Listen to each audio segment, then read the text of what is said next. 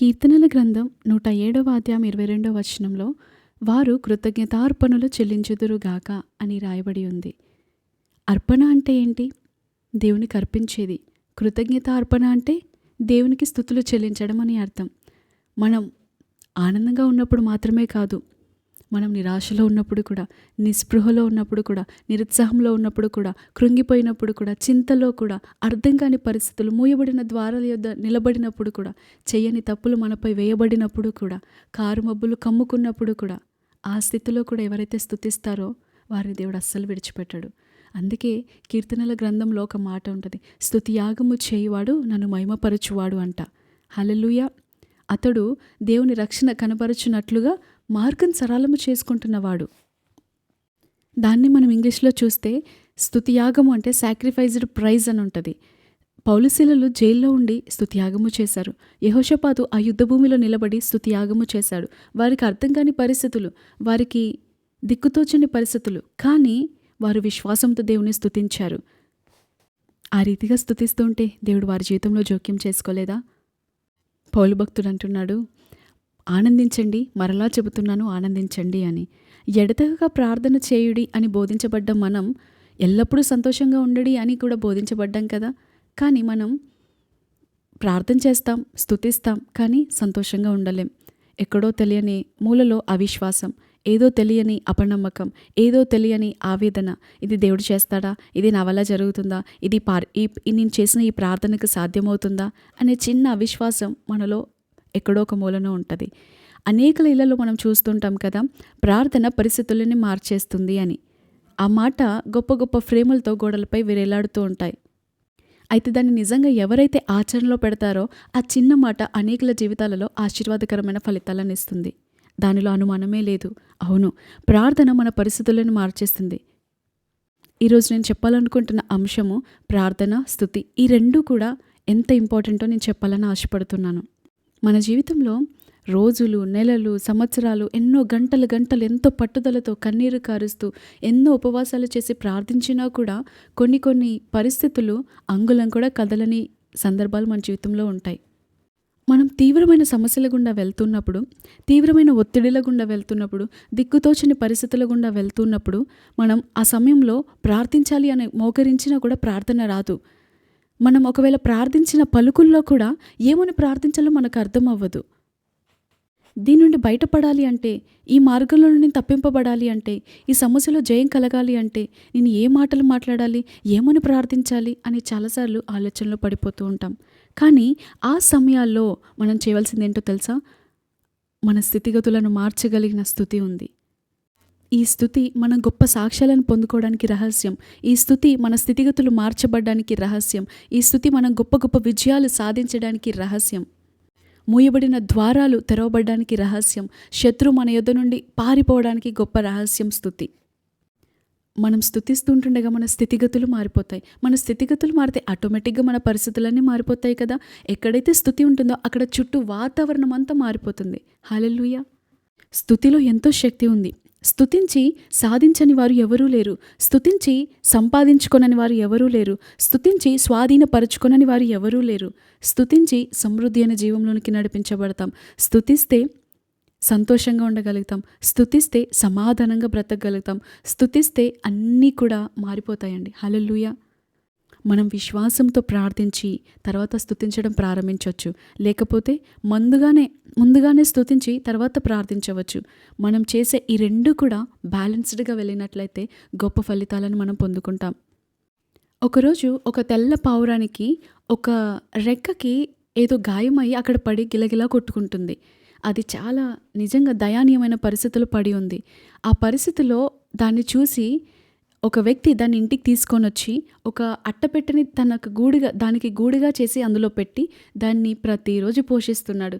దాన్ని ప్రతిరోజు పలకరిస్తున్నాడు. దాంతో ప్రతిరోజు కొంత సమయం వెచ్చిస్తూ ఉన్నాడు. అది ఎలా ఉంది అని ప్రతిరోజు దాన్ని గమనిస్తూ ఉన్నాడు.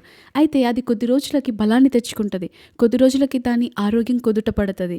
అది పైనున్న ఆకాశ పక్షులు ఎగురుతూ ఉంటే చూసి అది నేను కూడా ఎగరాలి అన్న ఆశ దానిలో వస్తుంది. కానీ అది ఎంత ప్రయత్నించినా కూడా పైకి ఎగరలేకపోయేది. ఎందుకంటే దాని యొక్క రెక్క ఇంకా సరికాలేదు. అది విరిగిన స్థితిలో ఉంది కాబట్టి అది ఎగరలేకపోతూ ఉండేది.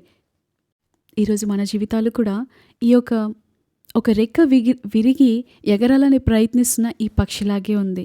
అవును, మన ప్రార్థన అనే రెక్క సరిగ్గా ఉంది కాబట్టి ఎప్పుడు రెపరెప రెపరెప అని ఆడిస్తూ ఉంటాము. ఎంత పైకి ఎగరాలని చూసినా ఎగరలేకపోతాం. ఎందుకంటే స్తుతి అనే రెక్కను మనం అసలు కదిలించడం లేదు కాబట్టి. గతంలో శ్రమలు, కష్టాలు మనల్ని కృంగదీసే గాఢంధకరపు పరిస్థితులు, కారుమబ్బులు కమ్మినప్పుడు మనం దేవుని బాగానే స్తుతించాం. అవి మనల్ని సొమ్మసిల్లిపోకుండా కాపాడాయి. కానీ ఇప్పుడు మనం వెళ్తున్న ఈ పరిస్థితిలో స్తుతి అనే మాటనే మర్చిపోయాం. ఒకవేళ జ్ఞాపకం వచ్చినా కూడా అప్పుడప్పుడు మాత్రమే జ్ఞాపకం వస్తుంది, అప్పుడప్పుడు మాత్రమే చేస్తూ ఉన్నాం. చేసినా కొద్ది సమయం మాత్రమే చేస్తున్నాం. అందుకే ఈరోజు మన జీవితంలో అనేక అపవాదుల దాడులు, అనేక శ్రమలు, అనేక శోధనలు, మన జీవితంలో అభివృద్ధి లేకపోవడానికి గల కారణం మన స్తుతి అనే రెక్కను మనం సరిగ్గా ఆడించట్లేదు. అందుకే మనం ఎగరలేకపోతున్నాం. మీ జీవితంలో అభివృద్ధి కావాలా? మీ జీవితంలో ఉన్నత స్థాయికి ఎదగాలని ఆశపడుతున్నారా?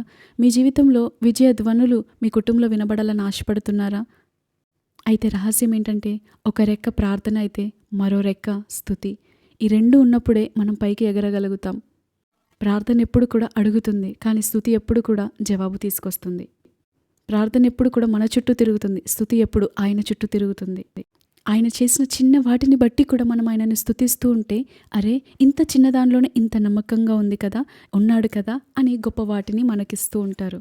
మనం చేసిన మేలన్నింటిని మరచిపోయి ఎప్పుడు ఇంకా అది కావాలి, ఇది కావాలి, అది కావాలని ప్రార్థనలు అడుగుతూ ఉంటే ఎలా పైకి అభివృద్ధి చెందగలుగుతాం?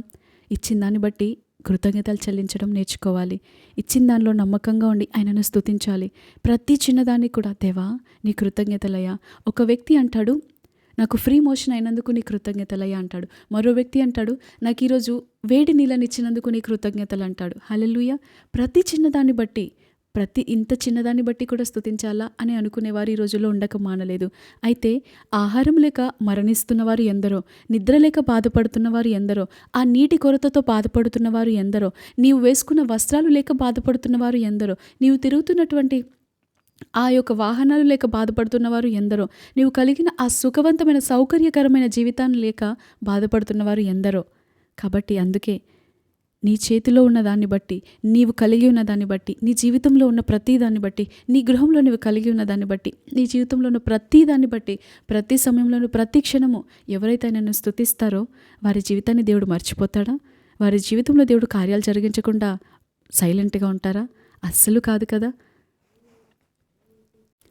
ఆయన పేరిట వచ్చేవాడికి గిన్నెడు చన్నీళ్ళు ఇస్తేనే దాని ప్రతిఫలం పోగొట్టుకోరు అని ప్రభువు అన్నాడు. నీతిమంతుడు అని నీతిమంతుని చేర్చుకున్నవాడు నీతిమంతుని ఫలాన్ని పొందుకుంటాడు. ప్రవక్తని చేర్చుకున్నవాడు ప్రవక్త ఫలం పొందుకుంటారు. వారు తప్పకుండా ప్రతిఫలం పొందుతారు అని ప్రభువు సెలవిచ్చాడు కదా. మరి ఆయన పేరిట వస్తేనే వారికిస్తే దేవుడు గొప్ప ప్రతిఫలం ఇస్తాను అని అంటున్నారు. మరి దేవునికే స్తుతి ఇస్తే, దేవుడు మన నుండి ఆశించేది ఆయనకే ఇస్తే ఎంత ఫలితాన్ని పొందుకుంటాం కదా.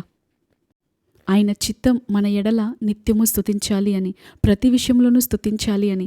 స్తుతిలో ఎంతో శక్తి దాగి ఉంది.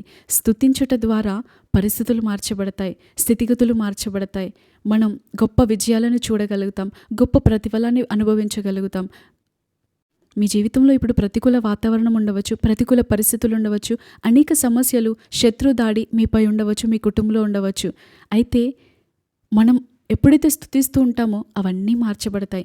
అపవాది వాడే పారిపోయేలాగా చేసేది స్తుతి. మనం స్తుతిస్తుంటుండగా దేవుడే స్వయంగా ఆయన సన్నిధిని పంపిస్తాడు. ఆయనే స్వయంగా మన మధ్యకు వస్తాడు. ఎక్కడైతే దేవుడు ఉంటాడో అక్కడ సమస్య ఉంటుందా? ఎక్కడైతే దేవుడు ఉంటాడో అక్కడ అపవాది ఉంటాడా? ఎక్కడైతే దేవుడు ఉంటాడో అక్కడ అనారోగ్యం ఉంటుందా? ఎక్కడైతే దేవుడు ఉంటాడో అక్కడ ఏదైనా విరుద్ధమైనది జరుగుతుంటాయా? విజయాలే ఉంటాయి ఎప్పుడు.